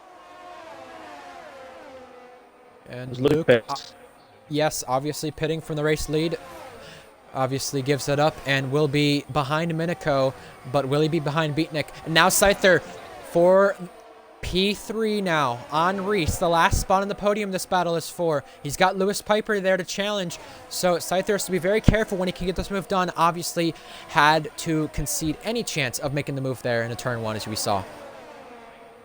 Groggers in the 5-speed hop, getting very close to the back of Malley here. He was gapped. I was monitoring the gap too. He was gapped by a second, and now the Haas driver is right on the tail of the only remaining Alfa Romeo in the race. I mean, Cryptic deserves a lot of credit. Yes, you're in a Red Bull, but you've also finished top 6 in your last 8 races consecutively. So it must be said, yes, although you're in a Red Bull, you should be doing that. He was in a Mercedes beforehand, and the fact that he's done just that with the consistency, not much bad luck as Luke gets by Beatnik, it does deserve some credit. He's literally P4 in the championship, highest driver without a win. That first win of the season could be coming today. He's just got to hold on. You can smell it coming up soon. He's got the 2-second gap. Alex isn't getting any quicker. The only man I think is different would be Scooter or Reese. And there, speaking of the two, they go to the chicane. And it's just obviously a ridiculous attempt if you go around the outside of that chicane. Never going to pay off unless you are ahead going to the corner. But look at the ERS comparison between the two. Scooter easily able to get past him. Could Lewis Piper even get Reese here? Reese tucks straight back into the slipstream of the Ferrari, and Lewis Piper will have to wait for another DRS overtake attempt, but the DRS this is going to be what it's going to be. Scooter's going to overtake, then Reese is going to overtake, back and forth. Lewis Piper needs to get ahead of these two to pull a 3-second gap with the penalty, and he's got the pace, but he's just not able to do it because of the DRS train. In the background, we saw Redfire overtake TB. Grogger's also having to yield on Molly and contest the spot. That's P12. Molly, in the last 2 starts of his, has had consecutive points finishes. Looks like it may not be the same today. Reese getting under threat from Lewis Piper. Once again. He could have sent a move there. It would have been absolutely heinous. Reese probably would have been fuming if he went for that. He would have been screaming. But Lewis Piper waiting for a more sensible overtake attempt. But at this point, if you're in a DRS train, you got to go for an interesting move. You got to go for a unique move. You got to go for a move that your opponent is not going to be expecting. A dive ball hairpin would probably be the perfect attempt for Lewis Piper. But Reese isn't really sticking to the back of Scooter's now catching Annex now. So yeah. Lewis Piper could be, and Reese is blinking. He's under 10%. Lewis Piper can smell blood. And like a shark, he's ready to pounce there. Here he comes.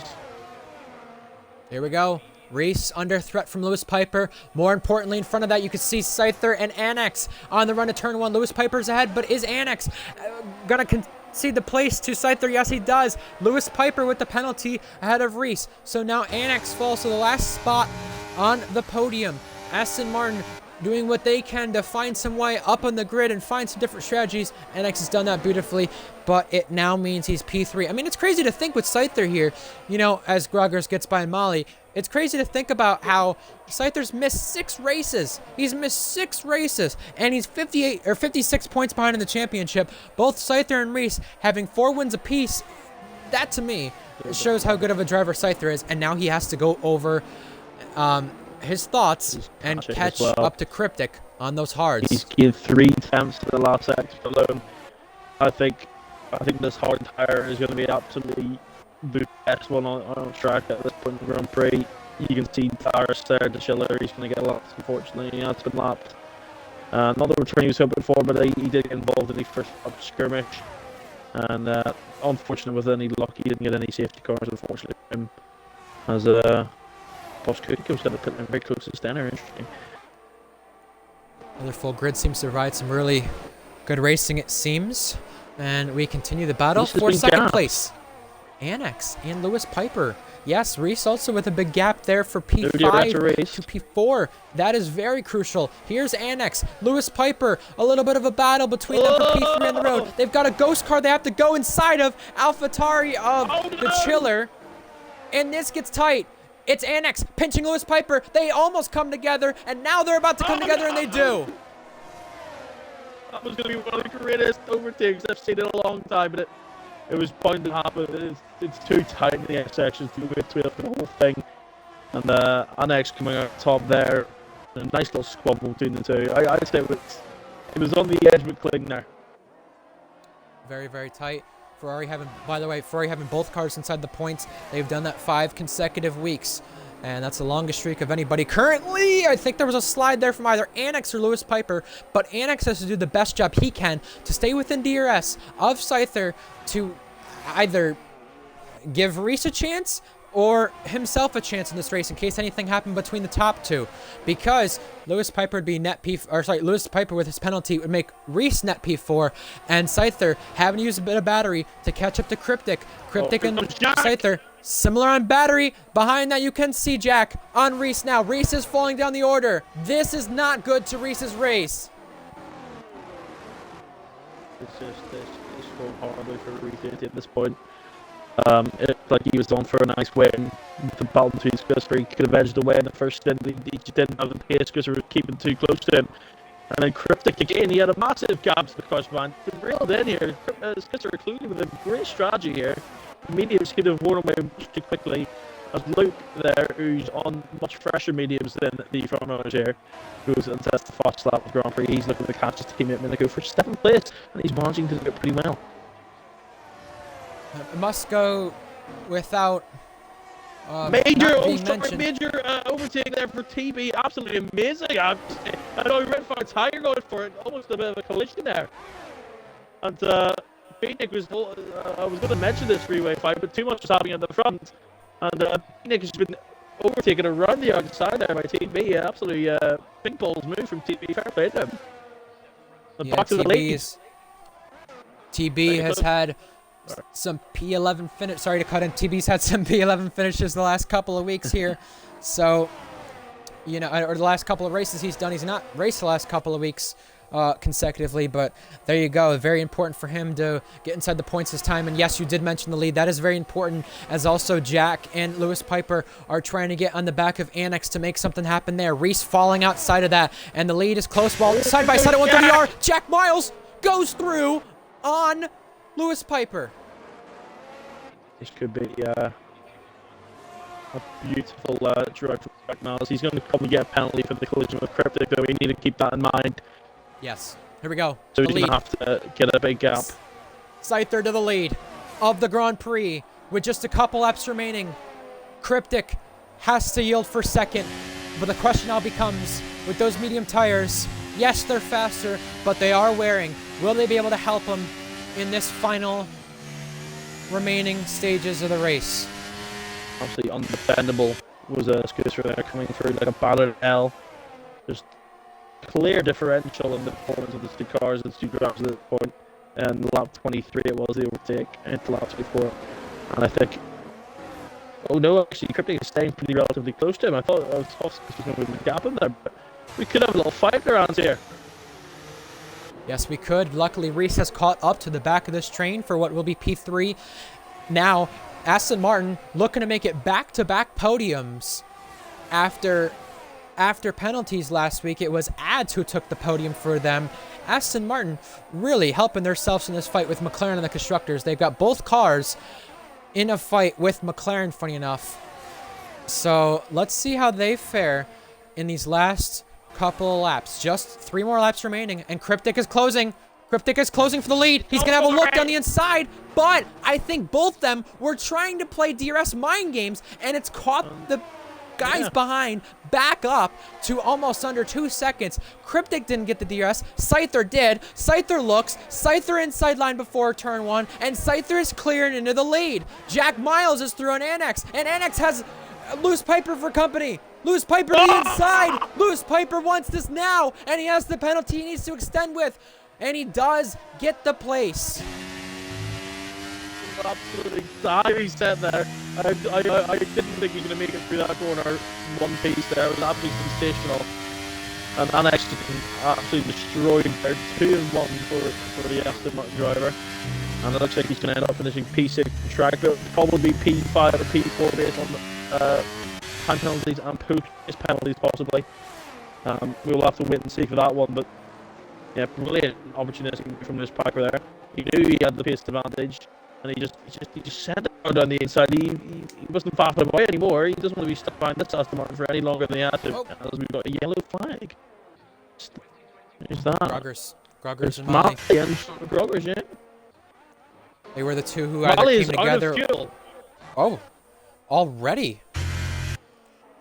Wow. He's under fuel, expecting safety cars, and it's yeah. not lifted up very well. He's minus 2.6 on fuel, so he's out of fuel.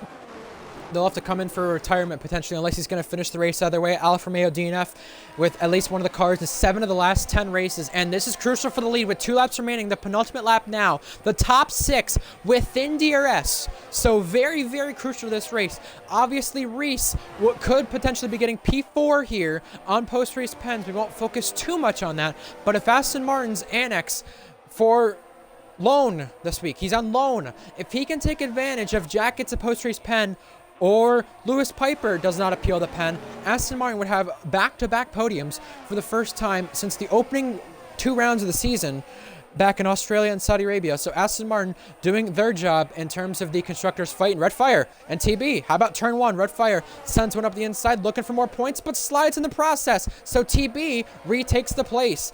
And again, talking about retaking the place, can Cryptic try to retake the place here on Scyther? He's very low on the fuel. Is anyone else in the top 5 very low on the fuel? It's only Cryptic. So Cryptic's the big one at risk here. We will watch how this shows.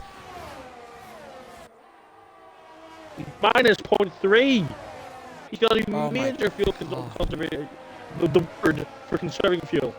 And then he's lost a lap and a half here. He's not going to be finishing in the podium place. This is unfortunate for Cryptic.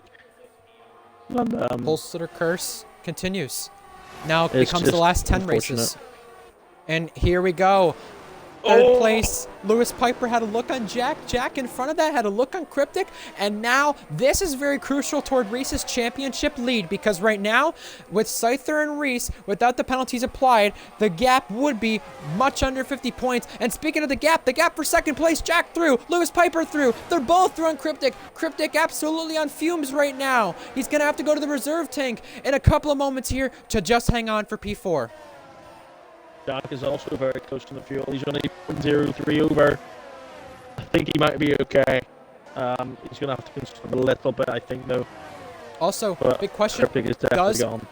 Sorry to cut in. Does Annex run the risk of a puncture as well? He's at 16 laps on those mediums. If anything happens right here in this pack of cars, whether it be with Jack, Cryptic, or even Annex, it's going to collect the whole field. The Williams gets lapped there of Kipu, and Scyther looks to take a 5th win on the season. And it would be for Scyther an impressive 1-2 with it. It would be, in total of wins for Scyther, win 24. Obviously, bonkers. We're seeing history before our eyes. Here we go. Annex. Oh, according to Fact, Annex is running the back of Cryptic. Is Cryptic out of fuel, though? Because Cryptic severely slowed. Or did he break early? He is out of fuel. He's out of fuel. Annex and Reese made contact, and Annex is now out of fuel, it looks like. Annex running low on fumes. Actually, he's got Reese to overtake them. Side by side at 130R. Oh, boy, that comes close. And now Jack Miles lets Lewis Piper go. There's big action happening in the background, but the action is going to be for the championship lead. It was once the 91 points the gap, now it's under 50. Scyther wins in Japan and is on the top step on the podium for the second week in a row. Jack ahead of Reese for P2 and P3, could likely become Reese's P2, and Annex, a very good race from him, P4 here. Lewis Piper P5, Minico P6, Cryptic, and now a fight to the line. TB and Redfire, Alonso and Vettel style, maybe no. TB gets P9 ahead of Redfire. Wow, what a race we had on our hands. Cryptic fell to P7, and maybe more. A lot of drivers clearly misjudging the fuel situation in this track. Out. Bieniek was out of fuel too. Absolutely crazy, yeah. It seems like Boss Cookie as well. He's under fuel at the moment. He's not going to make it to the line either. Steno, I think, is he left? I don't know. Is he under fuel? I can't say. But yeah, we turn the telemetry off. Probably will say. Yeah, Steno's running out of fuel as well. That's why he's ghosted. Boss Cookie not running out of fuel. Mali, obviously, he's been out of fuel for the last 2 laps. That's when he's finished. 15. Yeah, so the last 2 people they were waiting on to cross the line and both ran out of fuel. Oh, man. It's under 50, that gap for the race lead in terms of the points. With the fastest lap added, Boss Cookie outside the points. That's not going to matter in terms of the fastest lap. So the gap is 46 points. It's under 50. And crucially so, with 6 races remaining after today. For those of you who usually tune out by now, we want to remind you, we're not done with the stream, but we definitely want to remind you that Qatar next week for F1. After that, in terms of Tier 2 and F2, well, actually before that, we have Hungary for Tier 2 and Britain for F2. So tons of action next week. You thought the action was just done here this week for RPL? Yeah, well, we got more races next week. And Owen, the game gave Lewis Piper driver of the day, but who would you give it to? That's a very good question. I would say I need to check the results first just to clarify my decision, but it's good for Ono, obviously the race winner. You don't usually give the race winner driver of the day. I'd have to say he drove a phenomenally ingenious race. I was simply blown away by the things he can think of in the moment to come on top there, and now he's got an even smaller gap in the championship to race. He's crawling it back pretty well, and I'd probably give the scores for Lewis Piper game to him. Obviously, he started P12, but I think the P12 qualifying was just disappointing. I don't think give a guy a driver of the day because he does a disappointing qualifying in a good race. I would say Christopher. He was phenomenal. I agree. I would give my second and third place runners up to for driver of the day. I'd give it to Annex and Lewis Piper. I'd also give a shout out outside the top 3 to Minico because he held on very well. I know, yes, he took advantage of some of the chaos, but very well, good start there for his first race in the Mercedes. He was ahead of Luke most of the time. He had a lot of good battles, kept it clean, and he's showing that he didn't get the results in the Williams when he first 2 races, but you put him in a decent car, Minico can do very well. Maybe that's a seat for Aston that Bieniek will have to look at for next season. You saw the final results there. What a race on our hands. What a race we had. I was losing my you probably hear a few voice cracks during the stream there. I was losing my voice. I was the fight with the top 6, 7 at some point it was all in that one DRS stream was amazing to see. And I mean, some of the racecraft as well was very clean. There's only one really major incident that was with Jack and Critics, what I saw in the front at least. It was pretty good racing all around. Obviously Annex and I think it was Lewis Piper got it RG, but from what I saw it was no harm done. But yeah, obviously Cryptic I think is going to be sending that incident to the steward. We know Cryptic is a wee bit of a rogue fella. He sent Skisser's clip in Italy a few weeks ago. Yeah. And he just finds anything he can to set the Eclipse missions Yeah. to gain his kind of advantage, which you have to respect. But obviously Jack would be a bit upset if I get sent in. Could be a 1-2 for Ferrari if it doesn't. Wow, it's crazy to think that it could be a 1-2 for Ferrari. I mean, they would need that in terms of constructors with catching up. But either way, if they don't, Cryptic ran out of fuel and lost tons of places right there at the end. I thought Jack was running out of fuel, but he wasn't. He was lucky enough to hang on, but he was definitely on fumes there coming to the line to where he had to, you have the reserve tank to where you're lucky enough if you get that sometimes with just being barely either net positive or net negative on fuel. You get the reserve tank for a little bit, but it's not for long. You kind of have to run on it, and I think Jack ran on that to the line to be able to hold on for P2 with what was said there. And either way, let's say it's not P2 and he is penalized. Either way, Reese would be P2. Cryptic's down in P7. I don't think Jack would be that far back, but Ferrari really capitalized on Red Bull here. I don't think it's as much of a concern too much for the constructors fight. Yes, the gap is closing. We'll keep our eyes on that, but the driver standings, I mean, and not too long ago, the gap was 91 points, I could have sworn. Yeah. And we look at the driver standing to just make sure, yes, it was 91 points back in Zandvoort with Reese winning and Scyther not there. In 3 races, to me, swing. Yes, that is so crucial. We're going to have to look at for our Tier 1 season remaining. I mean, wasn't it asked in a party with us two in it not too long ago? You might have been in it.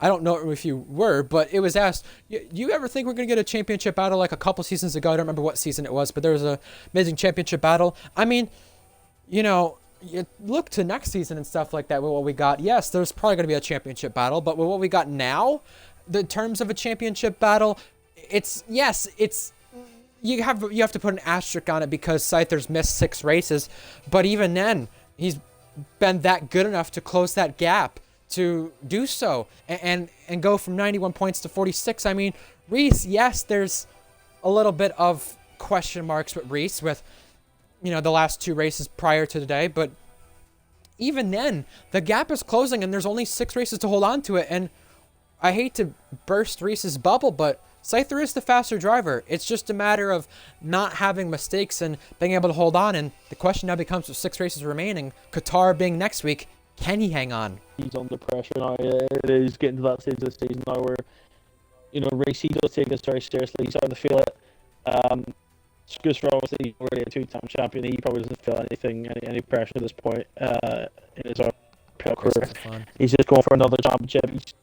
I think his goal is to try and match Luke's championship total. So he's just got to win the championship this season, and then next season he's in the McLaren. Could he win the championship in the McLaren if he is active? Ooh. Probably, but he needs to focus on this season. I know I said he's probably not feeling too much, he's probably not feeling nervous, but he needs to focus. Because Reese, when he's in the zone, is a very, very good driver. Voice crack again. Yeah. And as long as what I said at the start of the stream, Reese needs to finish second every race. He might finish second this race if Jack does get a penalty, but without that penalty, Reese finishing P3 is detrimental to the championship fight. He needs to lock it in and stop making small mistakes. You could see this race, he just made his bending was quite good, but he just needed to get into the pit lane. His strategic error. He let his teammate get the big undercut on him. And then he was stuck by Scusa for a long, long time. He needed to do something a little bit different now to try and get. If he didn't get overtaken by Scusa, he could have won the race. Because Cryptic would have been in the lead, but it helped his teammate obviously. But I think he just needs to just buckle up and just try and keep it consistent. It doesn't matter if Scusa wins. He needs to be right behind him every single race, and he wasn't able to do that at the end of this race, unfortunately. Whatever happens from here on out, we got a fight in our hands, and I'm ready to see it. Well, we'll see what happens the next time we go to Qatar. That'll be the first time for these Tier 1 drivers. Tier 2's already been there once. F2's been there twice. So with what we've seen from those races, Owen, and by the way, before we do cap off, I do want to mention F2 and Tier 2 next week. F2 at Britain, Tier 2 at Hungary. With Qatar, next week for Tier 1. We've had 3 races there previously, obviously 2 for F2, 1 for Tier 2. I mean, does that represent anything for what we're about to see next week, or is it completely different from what we're going to see? I mean, we're at a track like Japan this week where we had at one point 7-8 cars in the DRS train, and then it was, I don't know, 5 or 6 toward the end. And Qatar has that big wide DRS straight, one DRS straight like Japan, and multiple drivers could get within that, or are we just going to see a spread out race? I mean, is there anything representative from Tier 2 and F2 from what we've seen so far for drivers to look back in those streams and say, okay, I can kind of study things, or does that go out the window? Well, I mean, I drove the Tier 2 race in Qatar, and looking, I obviously stood at the back at a quality ban, and the racing is absolutely, it's phenomenal. The corners that come back at each other, it's brilliant. The big DRS zone, I think, obviously on paper, Qatar is a very similar track to Japan, but the main straight is a lot bigger and a lot wider. So I feel like we won't see as much DRS training, but we will see a lot more. Like, rigorous racing. From the Tier 2 race, I remember there was a large train, I think, from like around the midfield, because they all had so much similar pace. I think we're going to see cars with similar pace. There's going to be a DRS train, but if the car has a substantial advantage, they're going to swoop by. Whereas today you saw it was a lot harder to just swoop by somebody if you're because the DRS train isn't that long. But Qatar should be enjoyable, especially in that midfield fight. 5 to 8, I don't know what the Red Bull and Ferrari will be like. Scooter could be insane at Qatar. I know the Schiller, he's pretty good at Qatar. So in the AlphaTauri, could he even get a top 10 finish? Reese, I'm not sure how good he is around Qatar. I've not seen him drive. I've not seen his time trials or anything. I think the Red Bull should be very good, though. I remember driving it. It was on rails. It was phenomenal. So he should, fingers crossed, him and Cryptic should be able to get a double podium next race. But we'll just have to wait and see. Yeah, I agree with you on that. We will have to wait and see. Well, Ryan Ocon 31, Owen 37, your 2 commentators from this week's race, and now we look forward to next week's race at Qatar, where the action will continue for the Tier 1 drivers. We also have Tier 2 and F2 next week, sir. We will see then on what happens with the action. And until next time, have a good night, have a good evening, wherever you are, and we'll see you for the next one. Goodbye.